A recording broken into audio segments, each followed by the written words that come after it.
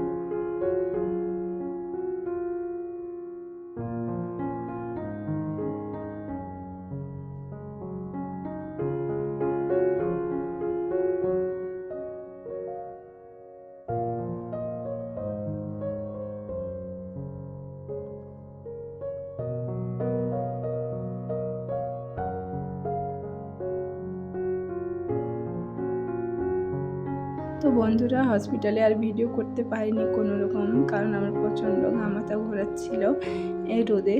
তো আমি আর কোনো রকম কিছু ভিডিও করতে পারিনি, রাস্তায় একটু করেছিলাম যাওয়ার সময়।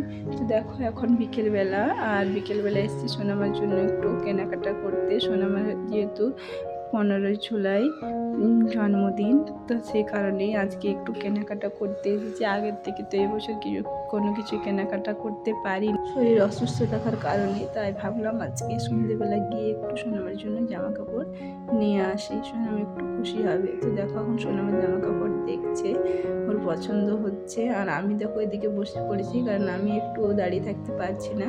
আর আমি এখানে বসে আছি, আর ওরা বাবা মেয়েতে দুজন মিলে জামা কাপড় দেখছে আর আমাকেও দেখাচ্ছে। তো চলো, তোমরা দেখতে থাকো।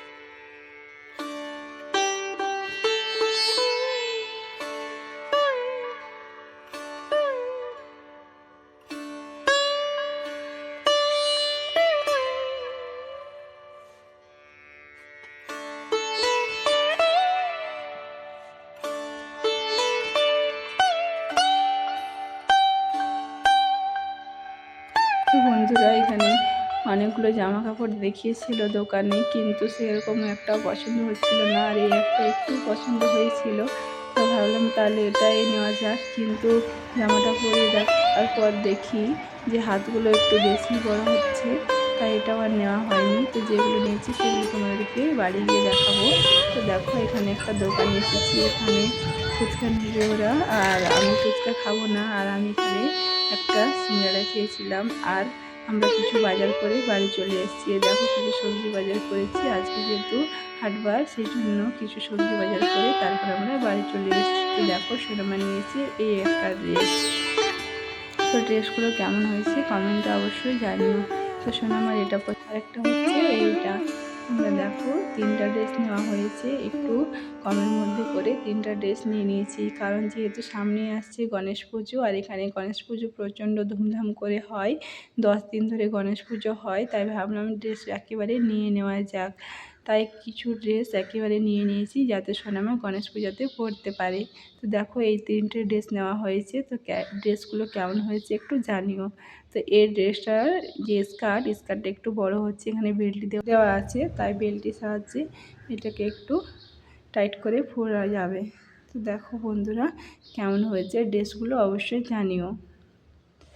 তো একটু বড় হলেও কোনো অসুবিধা নেই, 2 মাস পরে পরতে পারবে, ছোট হলেই সমস্যা, তাই না? তো দেখো এদিকে ফুচকা নিয়ে এসেছিলো, তো ওদিকে ফুচকা রেডি করছে, আর আমি তো খাবো না এই টক জল, আর আমি খাই না বলে ওরা অনেক দিন হলো ফুচকা খায় না, তাই আমি আজকে বললাম যে ফুচকা নিয়ে নাও আর তোমরা খাবে, আমি কিন্তু টক জল খাবো না, শুকনো ফুচকা 2টো খাবো, আর বাকিগুলো তোমরা খেও। তাই এখানে ফুচকা নিয়ে এসেছে, আর আমি তো খাবো না টক জল, কারণ শরীর তো ভালো না, টক জল খেলে আবার বাড়াবাড়ি হয়ে যাবে। তাই 2টো শুকনো ফুচকা খেয়েছিলাম আর খাইনি। তো শুকনো ফুচকাও আমার কিন্তু ভালো লাগছিল না, কারণ এর যে ঘুগনি এটার একটু আমার স্বাদ লাগছিল না, মুখে যেহেতু কোনোরকম কোনো স্বাদ নেই, তাই ভালো লাগছিল না। টক জলের কালারটা দেখো একেবারে সবুজ। আর এখন আমি বসেছিলাম আর ফোন দেখতেও ভালো লাগছিল না, তাই ভাবলাম কি করা যায়, তাই ভাবলাম একটু ড্রয়িং করি। তো ড্রয়িংয়ে কী আঁকা যায়, একটু ঘোড়া আঁকি, তাই একটু ঘোড়া আঁকছিলাম বন্ধুরা বসে বসে। তো আমার সোনামা আমাকে ভিডিও করে দিচ্ছিল আবার, আর আমি ঘোড়া আঁকছিলাম। আমার ফোন দেখতেও ভালো লাগছিল না, আর কোনো কিছুই ভালো লাগছিল না, তাই একটু পেন্সিল খাতা নিয়ে বসে পড়েছিলাম। রান্না তো করতে পারছিলাম না, ওদিকে বরমশাই রান্না করছে রাত্রের রান্না, আমি বসেই ছিলাম, আর তাই বসে বসে একটু পেন্সিল খাতা নিয়ে আঁকছিলাম। তো দেখতে পারবে বন্ধুরা আমি আঁকবো, কিন্তু সোনামা কালার করবে, আমাকে আর কালার করতে দেবে না। তো দেখো ঘোড়াটা কেমন হয়েছে জানিও, আমি কিন্তু অত সুন্দর ড্রয়িং পারি না, তাই একটু চেষ্টা করলাম যতটা পেরেছি। তো বন্ধুরা কেমন হয়েছে ঘোড়া আঁকাটা সেটা জানিও। ঘোড়াটা কিন্তু আমি অর্ধেকটা এঁকে ফেলেছিলাম, সোনামা ও নিজের ধ্যানে ছিল দেখেনি, তারপর যখন দেখলো তখন দেখো আমাকে ভিডিও করে দিচ্ছিল। তো বাচ্চা মানুষ ভিডিও করেছে যেমন করেছে, আমি তো দেখতেও পাইনি যে কেমন করেছে, আর যখন ভিডিওটা এডিট করছি তখন দেখছি যে সোনামা সুন্দর করে করেছে, বাচ্চা মানুষ যেহেতু সুন্দরই হয়েছে, ভিডিওটা একটু দেখা যায়নি। তো বন্ধুরা একটু অ্যাডজাস্ট করে নিও। তো এই যে দেখো আমার ঘোড়া আঁকা হয়ে গিয়েছে। তো এখন আমি কালার করব, কিন্তু সোনামা আমাকে কালার করতে দেবে না, সোনামা কালার করবে। তো সন্ধ্যেটা এইভাবেই বসেই একটু পার করলাম। কালকে যেহেতু সোনামার জন্মদিন, তো আমি তো সেরকম কোনো কাজ করতেই পারছি না, শরীরটা খুবই অসুস্থ, কোনো কিছুই করতে পারছি না, জানি না কালকে কোনো কিছু সোনামার জন্য রান্না করতে পারবো কি না। তো দেখা যাক, শরীরটা যদি ভালো থাকে তাহলে অবশ্যই করবো, আর না থাকলে কিছু করার নেই। তো দেখো সোনামা কালার করতে চাইছে, তো এখন দিয়ে দেবো, কালার করবে। তো বন্ধুরা আমার শরীর অসুস্থ হওয়ায় তোমরা সবাই আমার অনেক খোঁজ নিয়েছো, তোমাদেরকে জানাই অনেক অনেক ভালোবাসা বন্ধুরা। তোমরা সবাই ভালো থেকো, সুস্থ থেকো, আর তোমাদেরকে আমার অন্তর থেকে ভালোবাসা, সবাই এইভাবে আমার খোঁজ নিয়েছো, আমার খুব ভালো লেগেছে। কমেন্টগুলো পড়তাম আর ভাবতাম আমার বন্ধুরা সবাই আমার কত খবর নেয়, ওয়াইটিতে না এলে বুঝতে পারতাম না যে এখানে এসেও মানুষের এত এত ভালোবাসা পাওয়া যায়। তোমাদেরকে জানাই আমার অনেক অনেক ভালোবাসা বন্ধুরা, তোমরা সবাই ভালো থাকবে। আর দেখো সোনাম এখন আঁকার পর স্কুলের কাজগুলো করে নিল, তারপর আমরা সবাই মিলে খাবার খেতে বসে পড়েছি। আর আজকে বরমাসের রাত্রেবেলা রান্না করছিল ভাত আর ঝিঙে আলুর তরকারি। তো বন্ধুরা, আজকের ভিডিওটি তোমাদের কাছে কেমন লাগলো অবশ্যই কমেন্ট বক্সে জানাতে ভুলো না। আর যদি ভালো লেগে থাকে একটা লাইক করে দিও। তাহলে বন্ধুরা, আজকের ভিডিওটি তাহলে এই পর্যন্তই রাখবো। সবাই ভালো থাকবে, সুস্থ থাকবে, সাবধানে থাকবে।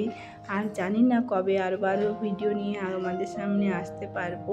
যখন পারবো তখন চলে আসবো, শরীরটা একটু সুস্থ হোক। তাহলে আজ এই পর্যন্তই বিদায় নিলাম।